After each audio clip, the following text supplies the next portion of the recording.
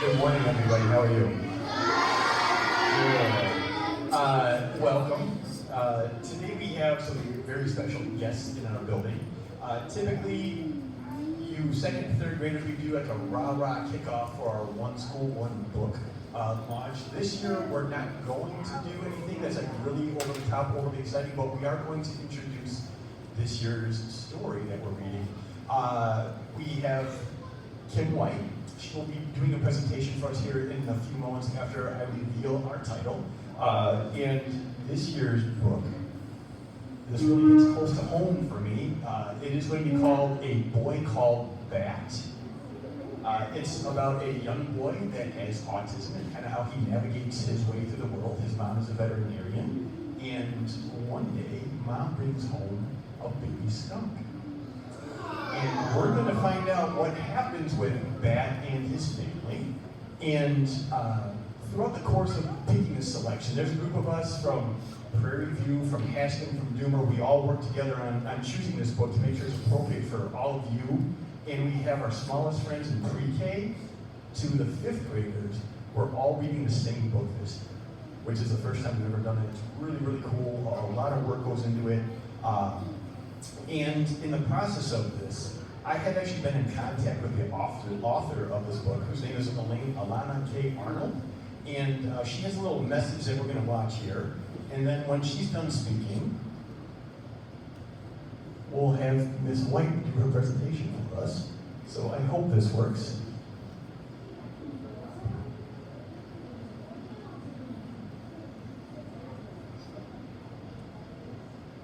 Hi, book nerds. I'm Elana K. Arnold, author of the forthcoming novel, A Boy Called Bat. Super excited about this book. It is about an autistic boy whose veterinarian mom brings home an orphan baby skunk, which Bat becomes determined to keep and care for. And it's a chapter book, so it's for younger readers. It's the first in a series. I'm very grateful to her for calling Walden Pond Press for helping this book become a reality. And I thought today it would be fun to show you some of the wonderful illustrations inside this book. This is my first illustrated book, and I'm really excited to see what Charles Santoso, the brilliant artist, has done with the characters I created. There's nothing like it really, seeing your characters brought to life. So I'm excited to share some of the pictures with you today. So here we have Bat. His name is Bixby Alexander Tam, and he goes by Bat for short for a few reasons that you learn about in the book. And here he is holding the skunk kit.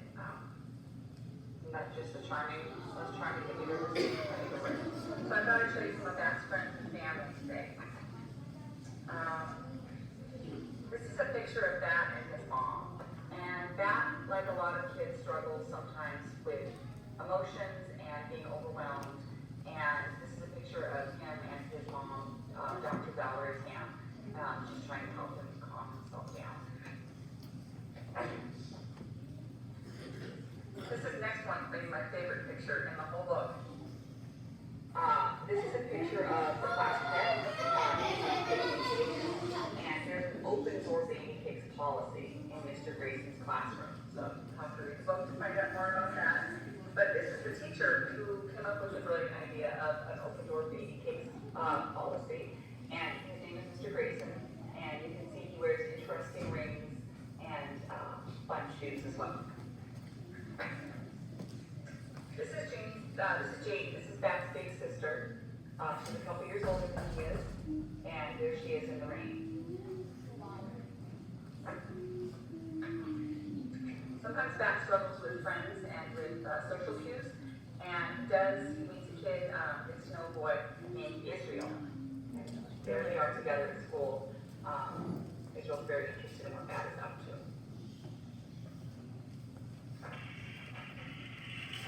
All kids and all people need some helpful elders in their lives, and Bat finds simpatico with Lawrence. Lawrence is the vet tech at Dr. Tam's vet clinic, and he is super helpful. Here he is. He's made a sling for Bat, so the Bat can carry this skunk kid around. I love Bat's fingers in that picture. Look how he's twitchy to get a hold of that baby kid.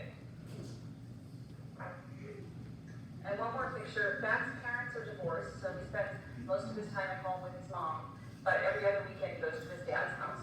And here's a family picture of his dad, his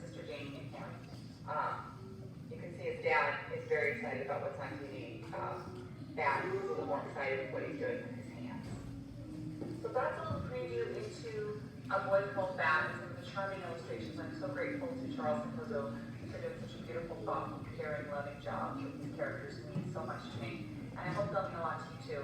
And thank you in advance for sharing A Boy Called Bat with the young people in your lives. All right, that's all. Bye, listeners.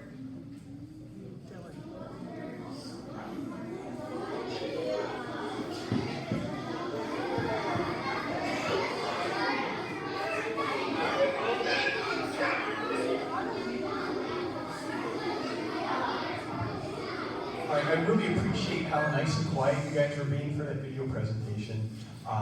As this presentation progresses, I'm going to ask that you maintain your level of enthusiasm and excitement. We're going to have some special guests here in a little while, and we don't need anybody getting overly excited for our special guest. But right now, I'm going to turn it over to Miss White, and she's going to give our presentation. Thank you very much. I am so excited about the book that you guys are going to read. You know what? I got to meet that lady. I did. She was very, very nice. But she was just as excited to meet us, and I'll show you why in just a little bit. But I'm going to tell you a little about me. I worked at a place called Brookfield Zoo. I did. I worked there for 19 years, but I left there about 12 years ago. But I've always loved talking about animals. It's one of my favorite things to do, and to share all the really cool things about animals with people like you. And so when I found out that you guys were doing A Boy Called Bat, which I love bats, and that in the book there's a skunk, I love skunks, I thought, well, I will tell you guys a little bit more about it so we can understand some of the care that Bat had to do with this little skunk, okay? So we're going to learn a little bit about them. One of the things that we like to do is when people think that something about something and it's wrong, but yet it's something we've learned about the whole time, like for some of us grown-ups we hear, oh, blind as a bat. Well, bats aren't blind. None of them are. Some have good eyesight, some don't. But those are called a myth. And so we are going to try to bust some of the myths about skunks. Well, skunks stink. They can make a stink, but they themselves don't really smell a lot. Why would a skunk do that spray thing? Because they're scared, absolutely. And I hear all the time, people say, oh, my dog gets sprayed by a skunk all the time. How many of you have ever had a dog get sprayed by a skunk? Okay, so it does happen, but that's because dogs, they just run up and rush and like, oh, I'm gonna go after you right now. And they come up and the skunk's like, ah! And it sprays. And it sprays so that it can get away. It's its self-defense that they're gonna try to do that. But skunks give you a lot of warning beforehand. You know, there's not that many people that get sprayed by skunks because we act a lot differently than a dog, right? So if we see an animal, sometimes the animal has clues about it, whether it's something we can approach, get closer to, or we should back off from. So when you see this animal, how do you know that you should back away from it? Because if you get too close to my spray, you then you have to. How does it look different from another animal, though? Because it's not like other animals. Because the skunk is like different than other animals. What does it look like? What colors? Black and white. Black and white, yeah. That looks like a cow. Yeah, it looks like a cat. Okay, so we know that that's kind of like a warning coloration for us. We go, oh, we see that, we should back away. So we do that. Now, when a skunk is approached, did you know I can even like walk out onto my backyard with skunks and I never get sprayed? Do you know why? Because I'm calm. I'm very calm, and I let it know that I'm there because skunks can't see very well. But I'm like, okay, I'm coming out here now, I'm moving, and I just talk, it doesn't know what I'm saying, but I'm just talking, and I'm really calm, and I'm moving slowly, and then it'll kind of sense that there's something going on, and then it'll just waddle off. So I never get sprayed by a skunk, even though I can be within a few feet of them, because I'm very, very calm, and I move slowly. But if I seemed like I was moving a little bit too fast and it felt scared, the first thing it would do is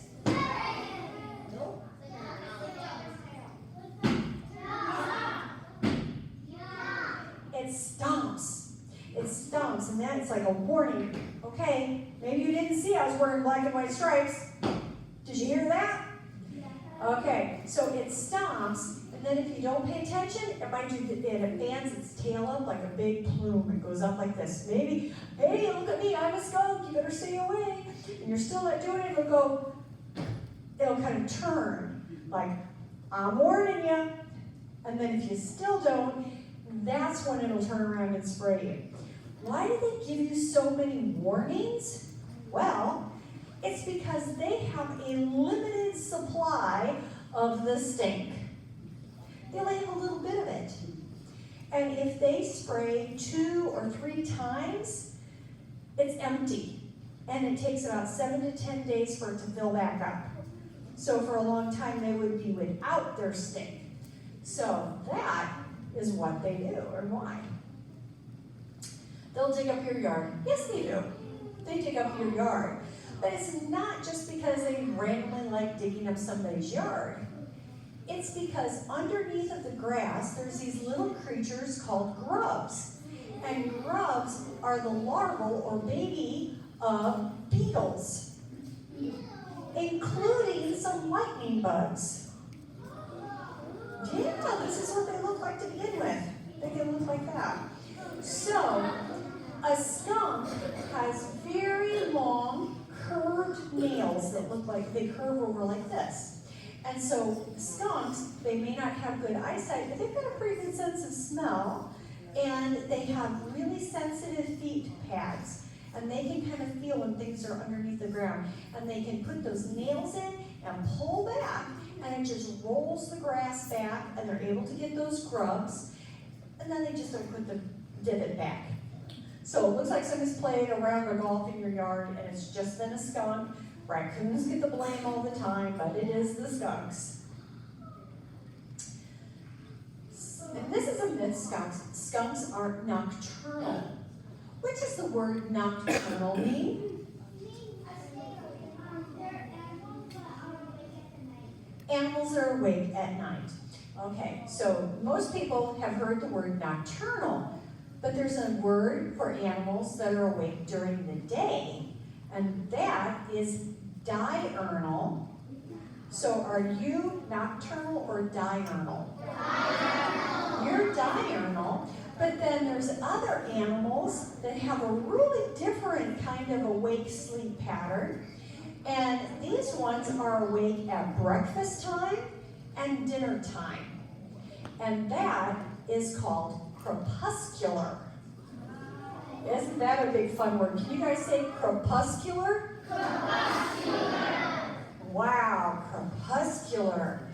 Now, there's sometimes I have people whose family might go hunting for deer, and deer are crepuscular. So they go looking for them early around breakfast time, and they'll go looking as the sun is coming down. And that's when these deer are more active, and it's also when the skunks are more active. They're crepuscular. Say it one more time. Crepuscular. It's a fun word, isn't it? So there are more than just one kind of skunk in the world. So the one that we're most familiar with is the one that's up here, right here. That is a striped skunk. Now, all of these skunks are kind of like in the big same family, but they are a little bit different. They can live in different parts of the world. So that's the one that we're used to. If you go out west, you might see something like this one, and that is called a spotted skunk. These guys are kind of the funnest, coolest little dudes ever. Do you know what they can do? They do handstands, yes. They do. Do we have any gymnasts in the classroom? Can you all do handstands? I couldn't, but that's what they do. So when they get ready to spray, they do a handstand. Ladies. Then this one, so you can see how this is kind of divided up and it has thinner stripes here. This one might be all white on the top right here. That is a hooded skunk. This one doesn't have a pointy nose. It has a more rounded nose and it's doesn't have as much fur on it. That's called a hognose snake. But this one over here is called a stink badger. Yeah, stink badger. I think I'm going to nickname one of my little grandkids that. You're just a little stink badger. Especially when they make a dirty diaper, huh? So, baby skunks. This is what we're going to think about. What is Bat in your story going to have to do to take care of his baby skunk? So, some of you may have been learning about birds, mammals, reptiles, amphibians, and fish. And to try to figure out what group something fits into, we look at what their body covering is like. So what do birds have all over their bodies? Feathers. What do reptiles have all over their bodies?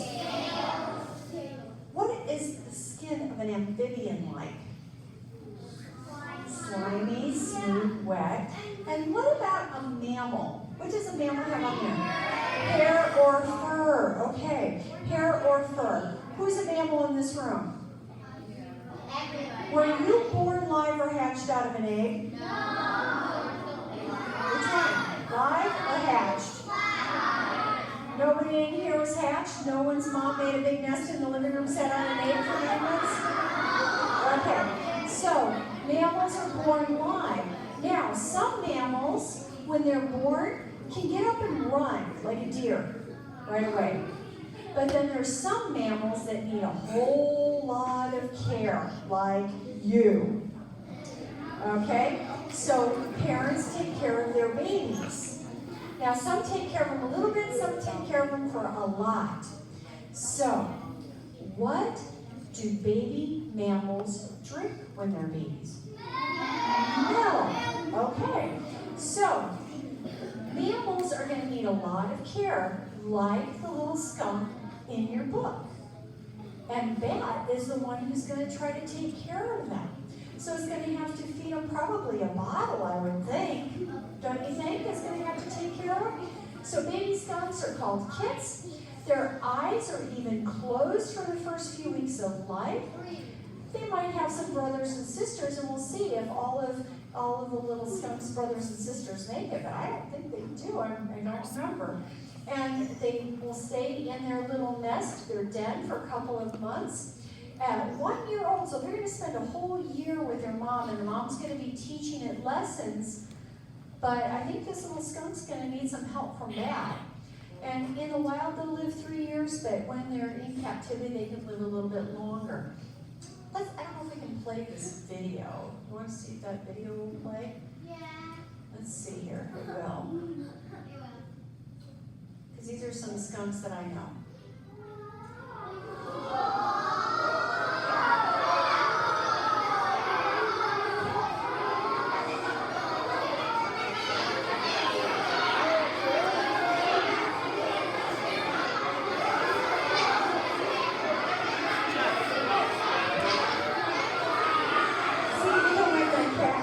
Sometimes it'll puff up and get its tail up in the air, pretending it's going to spray the kitten. See how they get their tail up? Okay. So those were a couple of baby skunks that I know, Maxie and Loki. I was playing with the cat there. So skunks, like we looked at some of those one skunks that were, you know, the hooded skunk, the spotted skunk, but there's some states in the United States that allow you to have pet skunks. In Illinois, you're not allowed to have a pet skunk. But in other places, they've been breeding skunks in captivity as pets for over 60 years. And you know how you can have some things that are albino? Do you know what that is? It's all white with pink eyes or something. Or sometimes you can have, you know, somebody has blonde hair, somebody has brown hair, somebody has black hair, somebody has red hair. And sometimes it can all be mixed up, and you can end up with some pretty interesting combinations. So there's lots of different colors of skunks in captivity. And you can see here some have skinnier stripes and some have whiter stripes. Some are white with kind of an orangey color called apricot. You can have champagne and brown and all different colors of skunks. So there is an albino, there's a lilac, which is a silvery gray, and there's a brown and white. So what do they eat? This is what I think Bat's going to have to worry about this too. After it's done drinking milk, all the different things that it might eat, bugs, even like little small animals that it finds, you know, like little mice and things, eggs, fruits, vegetation, but then here's a weird word, carrion. That means a dead animal. So pretty much anything it can, because they are also an omnivore. Did you guys learn about herbivores, carnivores, and omnivores? What does a herbivore eat? Plants. What does a carnivore eat? What does an omnivore eat? Both. It can eat both, and they are an omnivore. Okay, so predator, prey. Predator, prey. So, a predator, what does it do?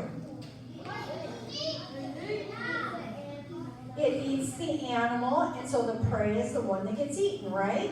So, are there predators that go after skunks? Owls. Owls are the main predator of a skunk.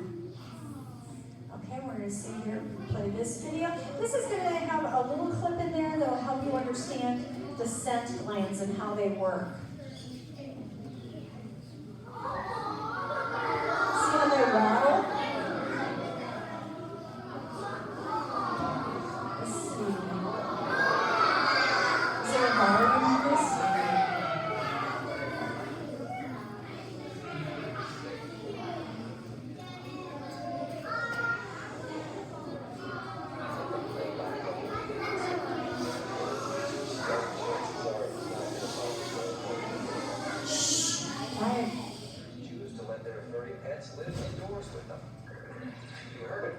A skunk inside the house. Domesticated skunks can be adopted through breeders, rescue associations, and even some pet stores.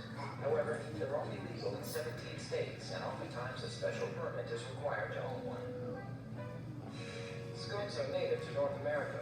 Farmers in the early 20th century kept skunks on their land because of their ability to drive away rodents. Wild skunks possess the common black coat with white stripes. Domesticated skunks have been bred in a multitude of colors and coat types. They come in brown and white, fawn colors, and so on. The skunk has longer than average front claws. This allows them to be an efficient digging machine. They have been known to dig through sheetrock and rip out molding. The skunk's tail is heavily plumed, and most often is a seamless extension of the coat pattern. They have very bushy, big, fluffy tails, and they're very, very cute. But once that tail lifts up, a skunk can quickly go from cute to intimidating. This is a cautionary sign the skunk's location is spreading. Scent glands beside the face suggest desire for sulfur-containing chemicals that possess a powerfully offensive odor. When ready, the skunk retrieves tiny nozzles from each sac and uses the muscles around them to accurately fire the spray up to 25 feet. Domestic skunks typically have these sacs circulating. The descented skunk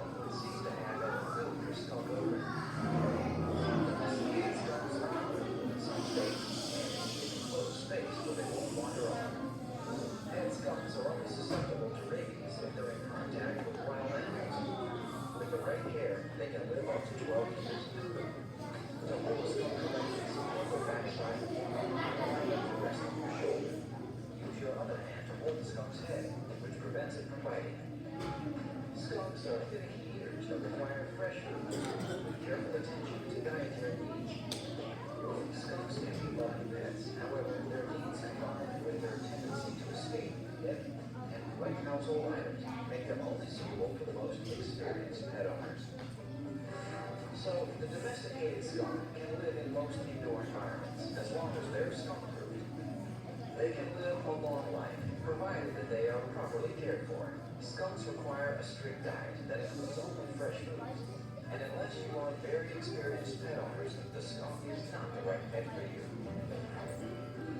You can sit back too. Okay, so you see why I like skunks? Yeah. All right, so now we have something else that's very special that we wanted to show you. So if I can maybe turn this off, and I will get our other guests out.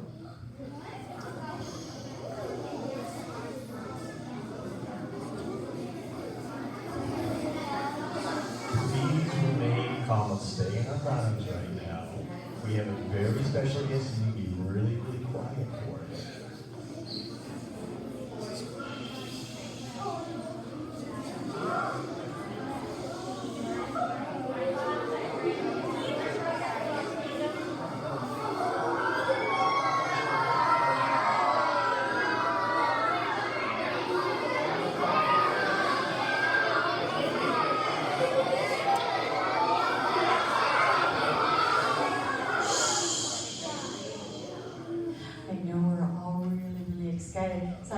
Remember those two little skunks that were playing in the video?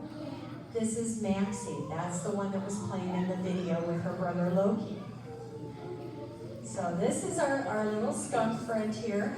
Maxie is about a year and a half old, and it did come from a breeder. So when Maxie was about a week old, those scent glands that you saw in the video, they're not really stuck in there at that point, and they can be taken out very, very easily, so the scent glands are removed. And even though she can't spray, she will still sometimes do that little hop jump thing, especially when her brother is trying to eat her food. Or when the cat comes over to play. But it also lives with an opossum, so there's 4 skunks and an opossum that kind of share the same area.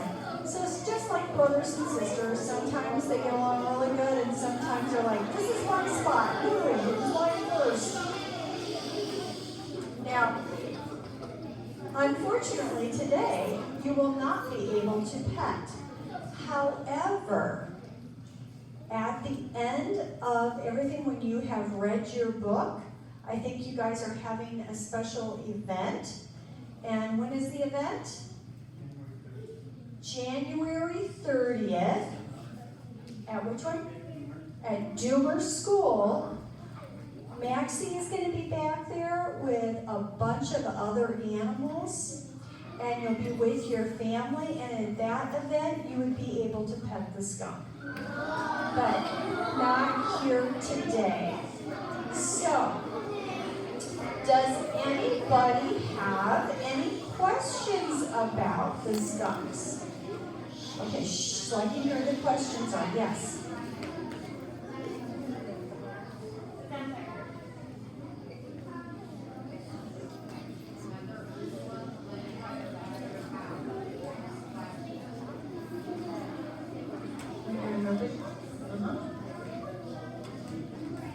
Yeah, the skunks can spray 25 feet. So, let's say, these blocks look smaller than a foot, but where do you think 25 feet is? Is it back about by that yellow line? Where's the 25-foot mark? Where's the gym teacher? So it can be sprayed quite far. Okay, any other questions? A question.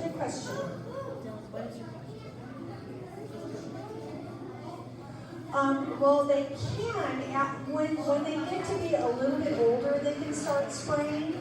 It actually starts making the spray, but we take those scent glands out so they can't spray because it wouldn't be fun to have them spraying around in your house. But I know that in England, skunk, but they made it illegal to remove the scent gland.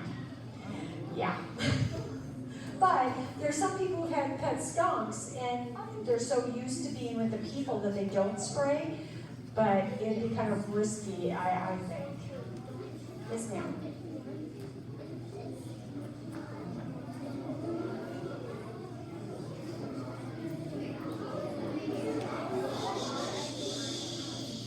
What happens if they get sprayed in your house? Well, the smell will stay for a long time. If a dog gets sprayed, we used to think that if you washed it with tomato juice, it would get rid of the smell, and it doesn't do that great a job. But if you use a solution that is the hydrogen peroxide in dog dishwashing soap, because it's oily, so you need to break up the oil. And I can't remember offhand what the other ingredient is. What is it? Okay, but then I've also heard that there's feminine body wash that works really well to get rid of the smell too.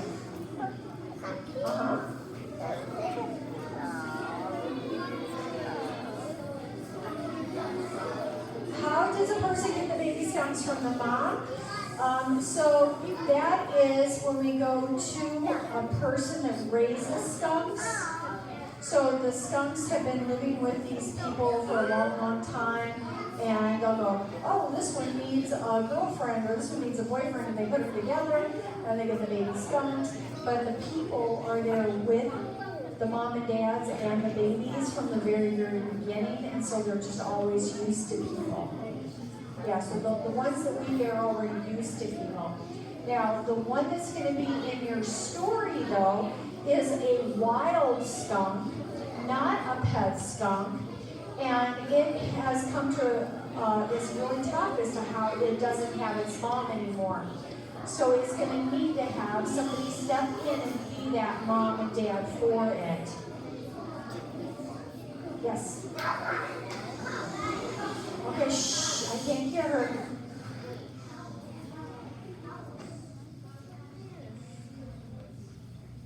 How old does a skunk have to be to leave its parents? Okay, so the one that's going to be in your story, it doesn't have its parents from very, very young, so that's why somebody's got to take care of it. But in the wild, what would normally happen, and this is why we smell skunks more often at certain times of the year. So in February is breeding season, and they're going to be out and about after they've been they will take long naps. They don't do a true hibernation like some animals. So you will see them throughout the winter. But breeding season is in February. It may be a little bit earlier this year because it's been unusually warm lately. But then you'll start smelling them because they're out. And then you're going to smell them again a lot when it comes to about September. And the reason you're going to smell them then is because that's about when the babies are on their own. So all summer, the mom has been taking care of the babies, and she's also been taking them to school. She's been educating them on the neighborhood, where to live, what to find, and she takes them all out, and then by about September, the babies are on their own, but they're still kind of inexperienced, and they startle easy, and they tend to stray a little bit more readily than once they have some education and they go, okay, I don't need to spray of this. So, but that's when you'll smell them. So they'll be kind of with mom all summer long and into a little bit of the fall. Okay, you know what? I've got to go to another school and surprise them. So shh, don't let it out the word. Okay. But I am so excited that you guys are reading this book, and I hope that you enjoy it. And that you're going to come out to, what is the name of your event? The Dummer Reading Night, okay? Will we see you then? Everybody will have that story read and be excited about it? And then you'll be able to pet the skunk, okay? Well, it was very nice meeting you guys today.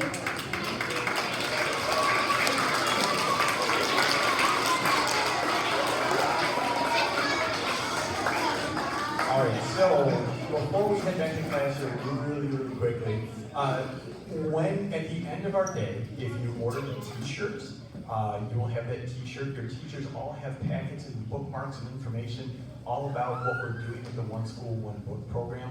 Last year we took selfies. We'll be doing it again this year. And the skunk is crawling at me. And like before, if you are the oldest child in your family, you will be the only one getting the book. So some of you may not go home with a book this afternoon. That's okay. If it's a mistake and you need a book, we'll get one in your hands. And teachers can help explain this when you go back to your classroom right now. I know kindergarten's getting really fancy, so we're going to wind it down. If everybody can give a bit of a golf clap, you know how to do that? A little golf clap? To say thank you.